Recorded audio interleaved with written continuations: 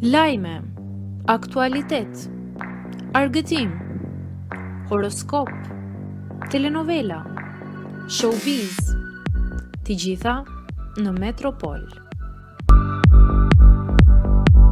Bëni subscribe në faqen Metropol. Ditë zije ndahet nga jeta në moshë të re ylli i showbizit. Shkrimtarja e njohur me famë ndërkombëtare Aleksandra Froli është gjetur e pajet të martën në mëngjes në një varg pranë shtëpisë së saj në bregun e lumit Elba në distriktin Morflet të Gjermanisë. Ajo ishte 58 vjeç dhe romanet e saj janë ndër më të shiturat në Gjermani. Sipas mediave të huaja, trupi i saj u gjet nga djali i saj, i cili e zbuloi atë mëngjesin e 27 prillit.